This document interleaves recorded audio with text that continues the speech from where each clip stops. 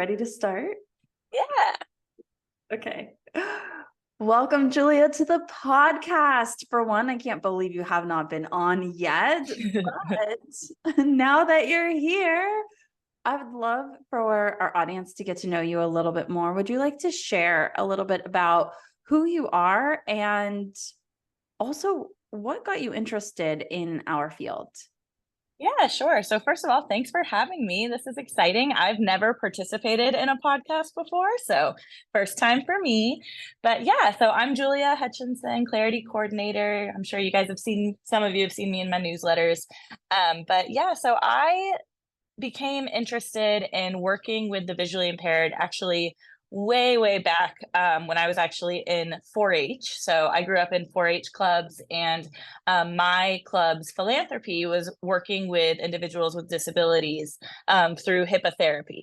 So getting them on horses, getting them interested in riding, helping them, accommodating them based on their needs.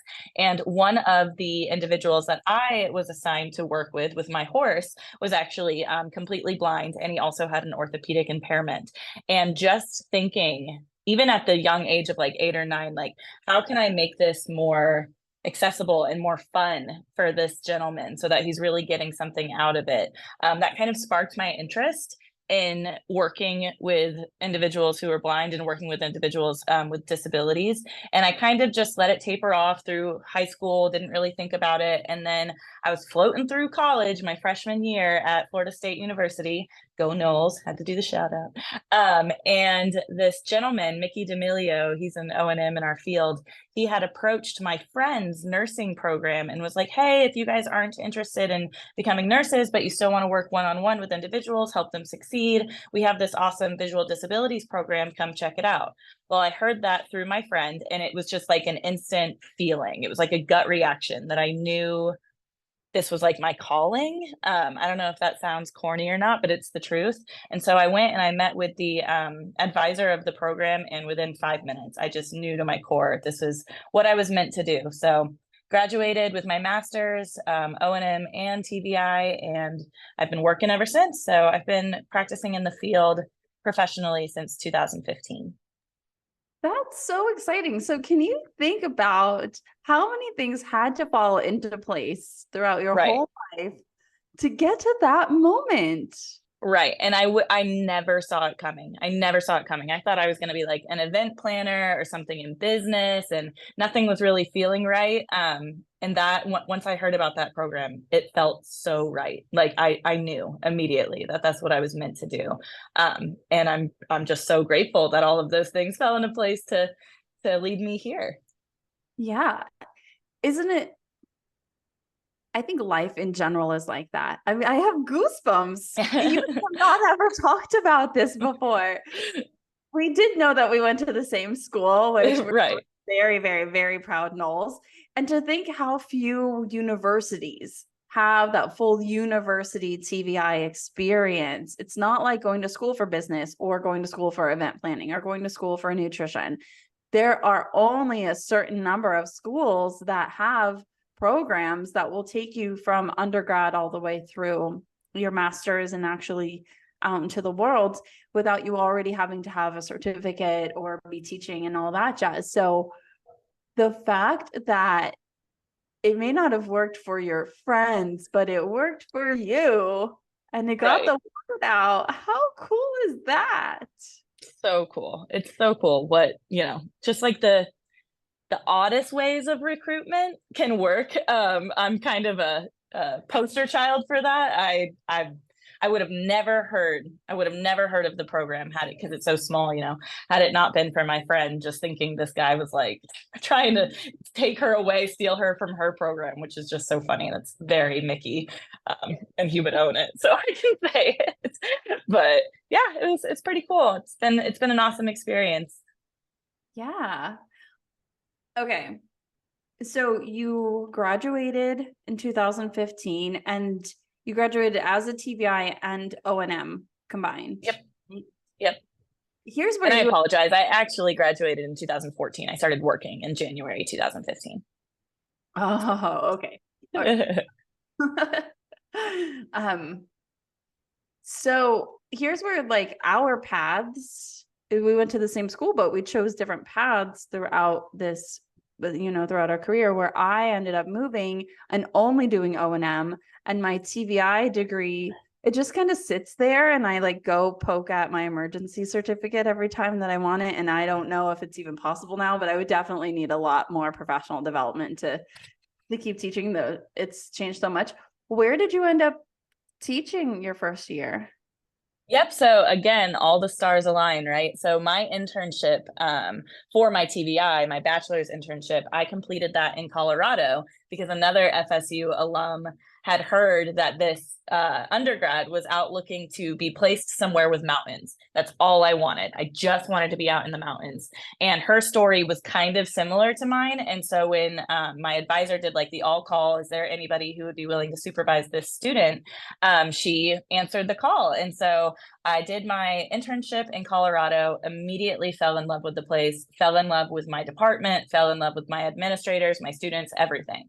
So I go back, I'm getting my master's degree. My supervisor, who's now one of my very best friends, calls me up and she's like, hey, I have a family emergency. I need to move back to Michigan for a couple of years. Would you like your caseload back?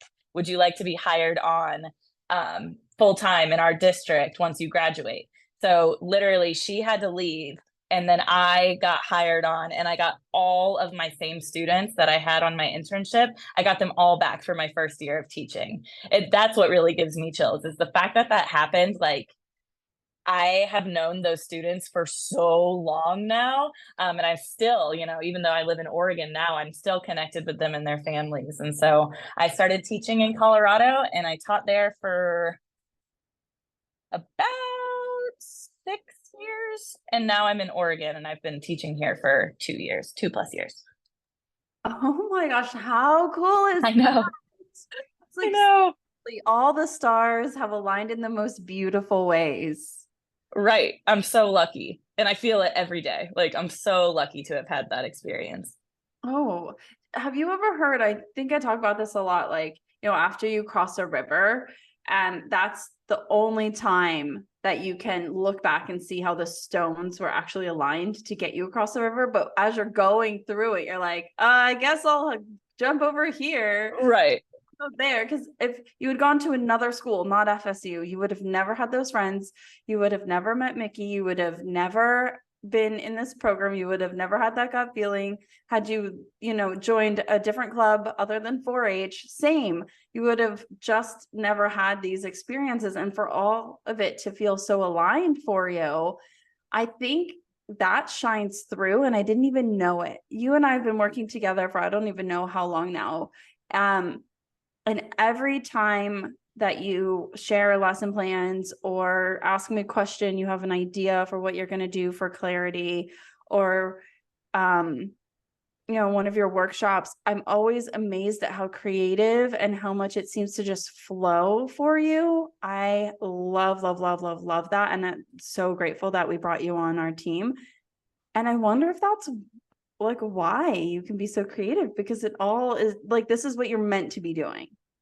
Right. And I think that's definitely part of it. I also just think that I don't know how to state it, but like, now that I know, and like now that I can see the rocks and the river, and I know what path I've been led on, it just, everything kind of clicks. Like, there's like this moment of like build up where I'm just like, gosh, what should I do? And then I just think about how like, well, I didn't know what I was doing before. It still worked out. So you know what? Let me just try this for our students. Let me just see for our teachers and for our O&Ms, like if this would make sense. And then it's like suddenly I'm on the last rock, and I've turned around, and it's like, oh man, this does make sense. Like, I did make this work. So yeah, I would say it's partially creativity, but it's also me just kind of, I live by the idea of like throw things at the wall and see what sticks, and whatever sticks is meant to be. So that's kind of how I approach my lesson plans and my workshops too. And I think whatever sticks is what you actually turn in, because I'm sure. Oh yeah, yeah, yeah. You don't want to see first draft. I promise you that. There, I wrote the lesson plans for years too. Right. That's like, we're like, I don't know where I'm going with this, but Right. it's cool, and I've done something like this before, or I've done this exact lesson plan before, but how do I get that lesson plan that I've done and make it for a wider audience, but for one student? It's tricky. It's tricky business. I have memories of sitting down and being like, okay, I'm going to turn on my creative juices. Right. So for those of you guys who may be wondering why we're bringing up Clarity or what this even is, it's our professional development club where we offer lesson plans and a full workshop every single month. Julia is now in charge of it. She has so much creativity, and I want to kind of dive into how you get so creative, because that's one of the things that I love about you. Can you bring me back to that first year? And I want to ask you about the challenges that you faced. Although you walked into a caseload that you knew and admins that loved you, and you already had friends and you were already used to all of their systems, which a lot of first year teachers have to overcome all of those issues, I'm sure you still had challenges. Can you tell me about at least one of those challenges that you had? Absolutely. So I would say, thinking back all those years ago, I was not prepared for the diversity of, one, the age range and grade levels of my students, but also their goals. So I walked into IEPs that had been pre-written by a phenomenal TBI, somebody who took the time to truly investigate every single area of the expanded core curriculum. She was not just a compensatory skills gal. She looked at every aspect of student need and she wrote goals to them. Beautiful. Love it. Now that I'm in like an aged TBI, if you will, I do that too. But walking into it as like a first year, having to think about how I'm going to address this goal and keep it interesting for an entire IEP year while also building on skills for something, as independent living skills, assistive technology, all of these things that each one of my students had. Students with multiple impairments had career development goals. Students who were in kindergarten had independent living skills goals. And they're all these different age ranges and they're all these different abilities. And I'm attacking every single area of the expanded core curriculum.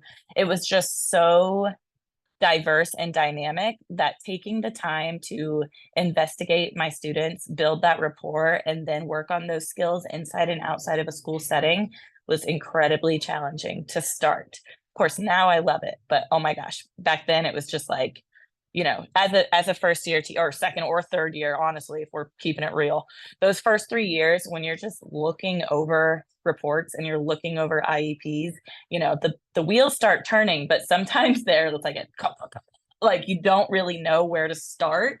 And so that was definitely one of my greatest challenges as a first year TBI. I can totally see that. And if she wrote goals for multiple areas of the ECC, but you only have a certain amount of time, she was probably seasoned in blending it all together. Right. But we don't really get taught that at university or really any program as to how to blend them all together and how to make your time, your limited, precious, beautiful, direct instructional time worth it while also not overwhelming your students.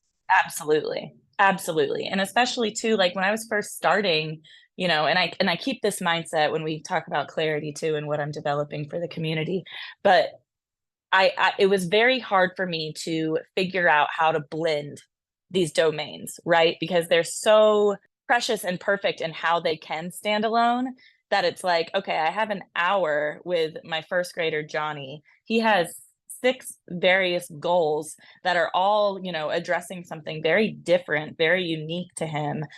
And I'm thinking this in my first year, how in the world am I going to do this in an hour with this kiddo? Like, how can I make this happen?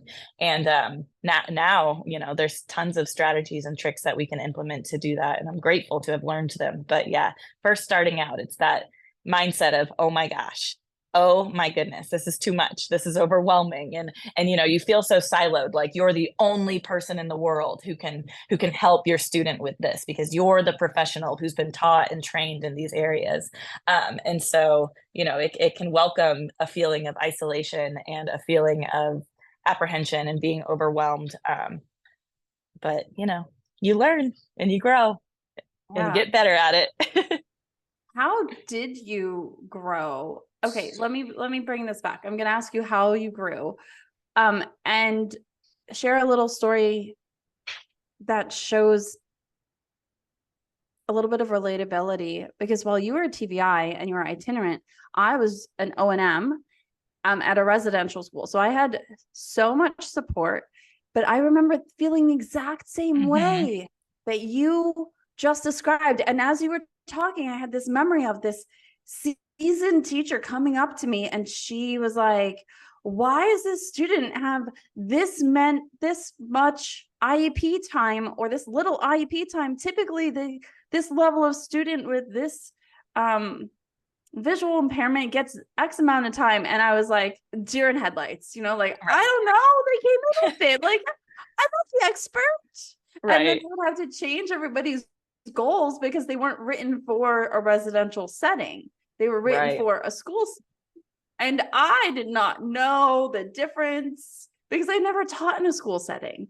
So I felt the exact same way, just this overwhelm of, how am I going to do this?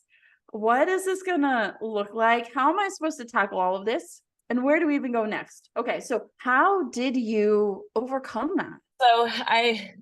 So my philosophy on teaching, I developed it in my master's program, has always been for my students: high yet reasonable expectations yield high results.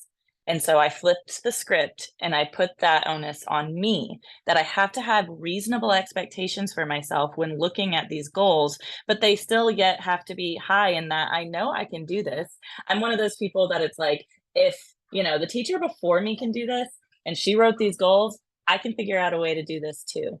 So I'm big into research. I'm big into really, and I say research both textbook wise and also researching my students. Like, I didn't care if my admin was mad that for the first week that I saw my kids, all we were doing was building rapport. All I was doing was getting to know them, getting to know their interests, getting to know what they like, what they don't like, what their day looks like, what their week looks like inside and outside of school.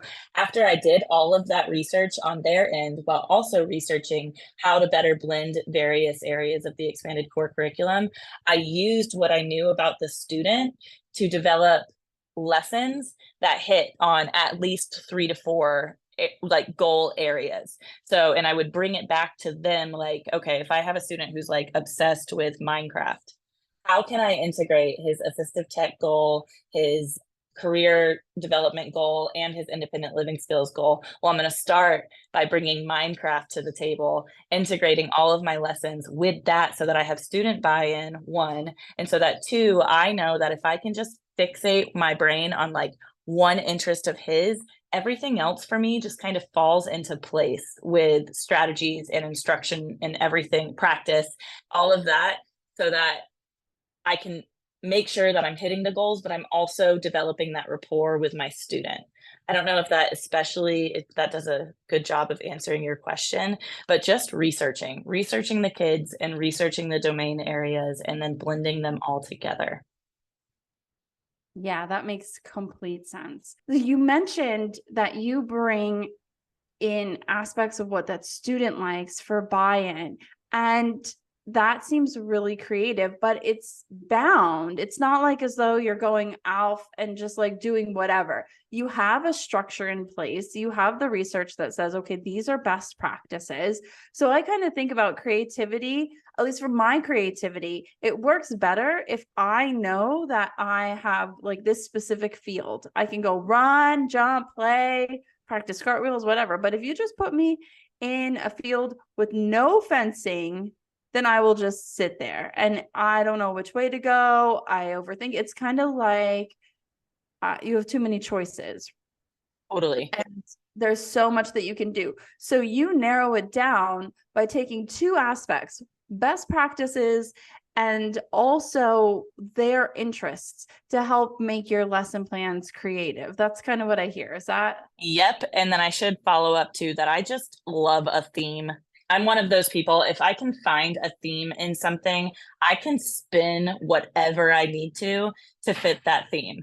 So thankfully, in our area of the expanded core curriculum, we have these lovely themes integrated in each domain area. But I also, yeah, I take the theme of my student, or I take the theme of what might fit based on like an interest they have and fit it with those other areas. That's definitely, that helps to guide my process a lot as well. So that's kind of my fence, if you will, for my field, is like I have, that's the third part of it. I have interests, I have domain areas, and then I have a theme that I can stick to as well.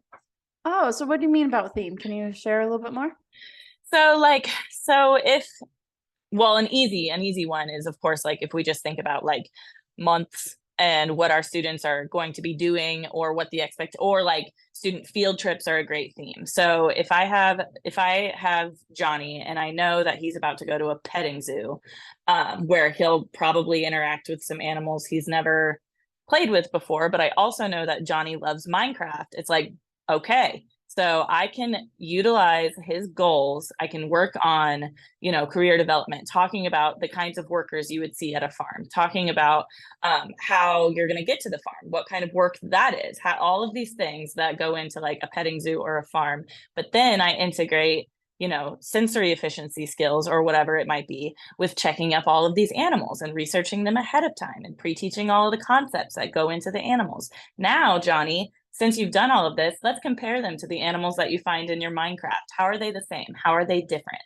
So it's kind of just, knowing the student, having, whatever the theme might be. It could be something as simple as like this unit or this week's, conversation in class is all about maps, or they're looking at, the Civil War and South versus the North. All I need is like one tiny little thing to help me to understand how I can pre-teach and then follow up with best practice based specifically on my students' goals, if that makes sense.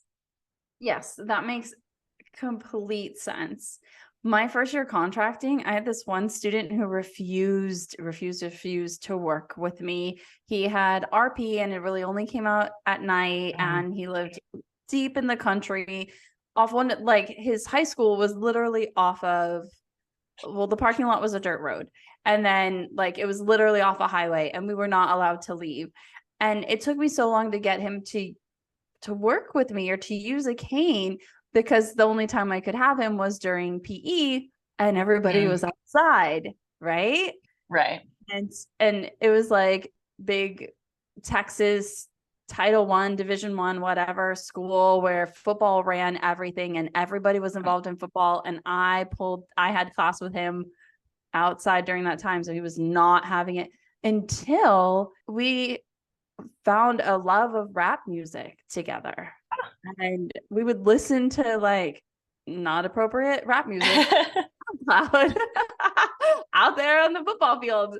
And eventually because I was able to incorporate that aspect and show that I cared about what he cared about, and I could incorporate that. And it's not as cool as your Minecraft story, which if you just made that up, girl. No, I'm not a video gamer at all. And of course, all of my like third and fourth grade students are like so into it. So yeah, I had to do some research on that. But yes, no, that's a true story. Minecraft is great because it really is like, it has so many aspects of our regular life embedded into it, and you can make everything out of literally like cardboard or hard cardstock. You're like, okay, here's this block, here's that block. Okay, going back to your creativity a little bit, now that you've been doing this for so long and you have your framework really for your own creativity, can you talk to me a little bit about how you use that creativity and those pillars for your framework when you're creating the lesson plans for our Clarity members? Like, what goes into your thought process? And you do such a great job of making them work for everybody. How do you do that? It's something that I always stressed out about. And I only did O&M once, and you have the whole gamut. So yeah, I hold myself extremely accountable when it comes to making sure that these lesson plans can be used in one way or another for every single student you could possibly think of. And with that, yes, definitely comes a creative mindset. But it's also just, I am lucky enough in my profession to have gotten to work with students who were at, super low, nonverbal, weren't able to use limbs, to students who are now getting their master's degree in college. So what I do is I basically look back on the students I've had, like the very, very, very high ones, all the way to the, very lower cognitive or, multiply impaired kiddos.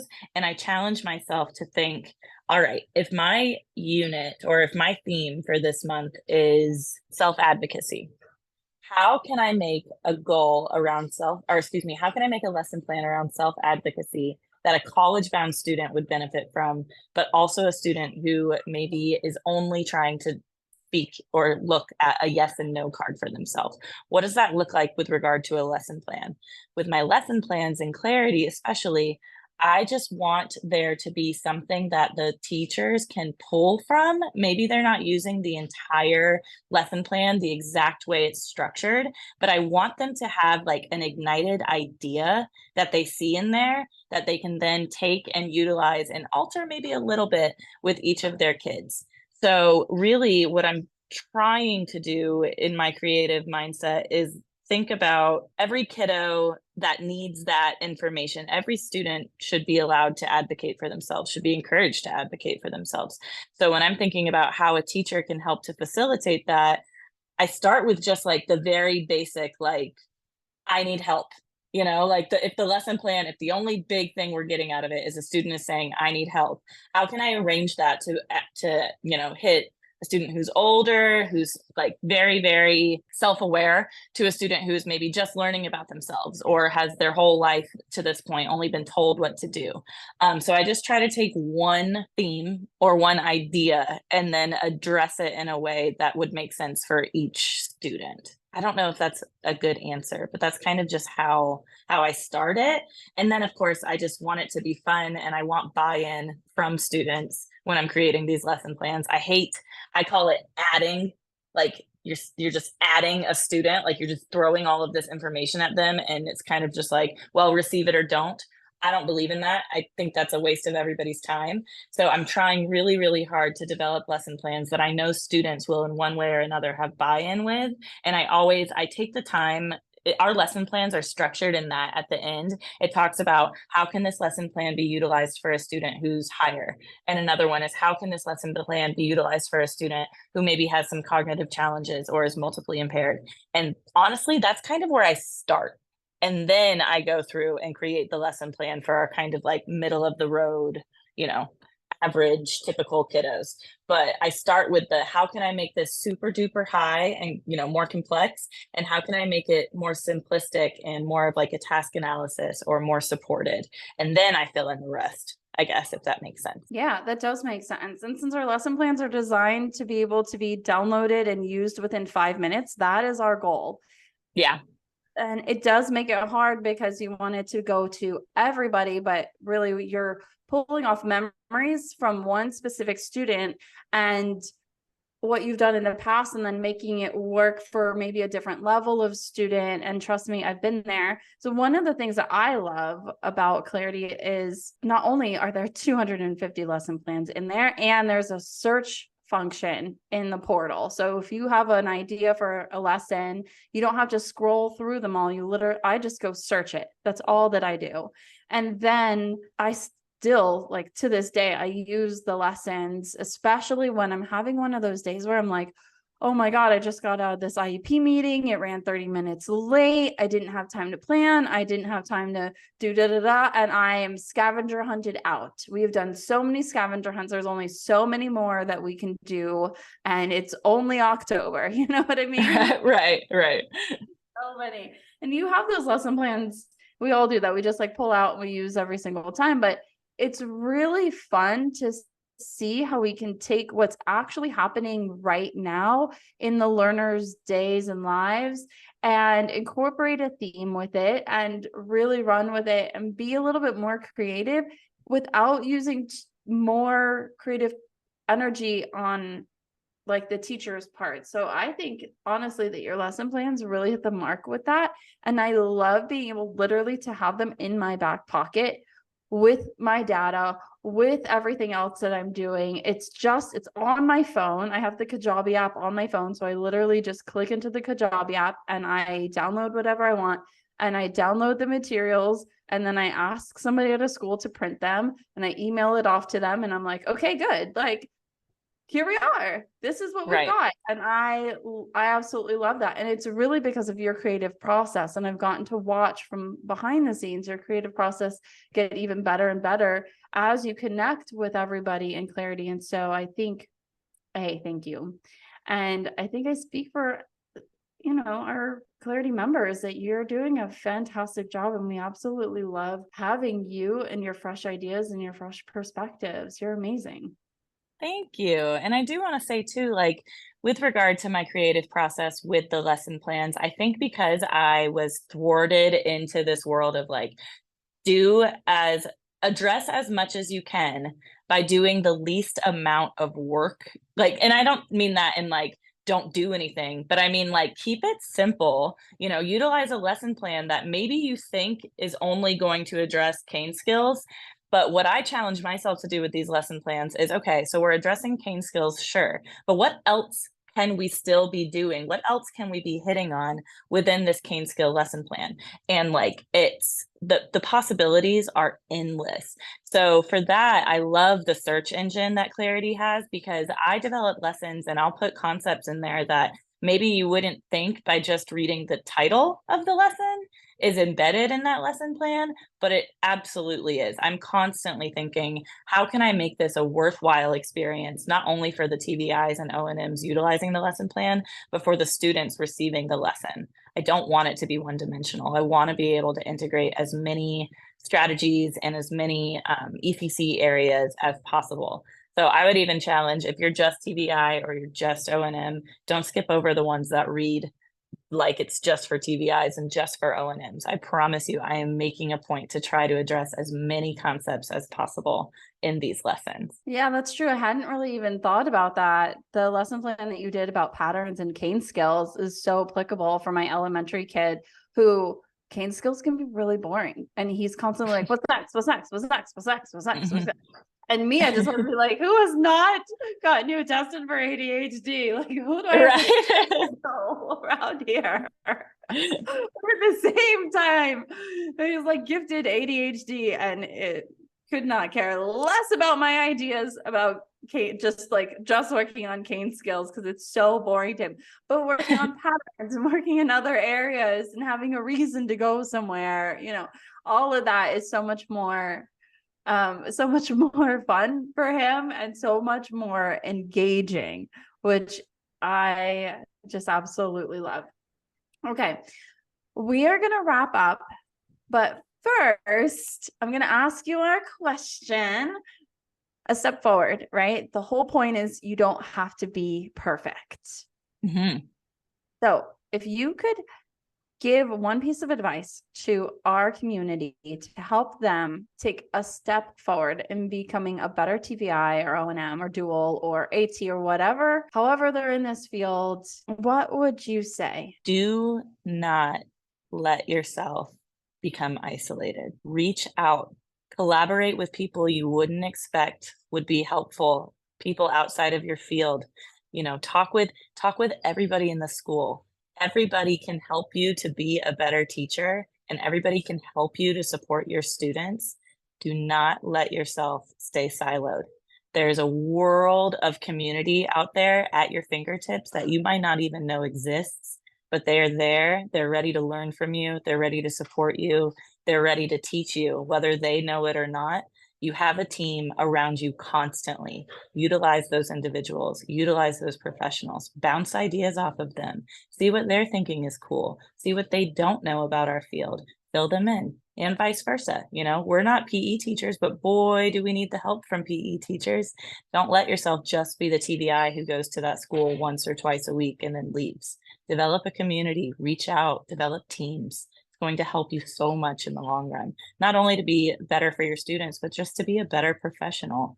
I highly recommend that you you make it known who you are and make it known that you welcome opportunities for help and collaboration. Oh, that is beautiful. Thank you so much. And thank you for coming on the podcast and sharing your creative ways. I thoroughly enjoy learning from you. And I'm just so glad that I personally get to work with you and get to know you as a person because I value you so much. Oh, thank you so much. That means the world to me. It's been so fun. It's been so fun working with you and working for Clarity. And I'm just constantly thinking of new ideas and how I can help to push us all forward, take steps forward. So I really appreciate you working with me too. It's been a lot of fun. And thanks for having me on. It's my first podcast, first time. I'm so excited to hear all about your creative process. And I didn't even know you had a formula.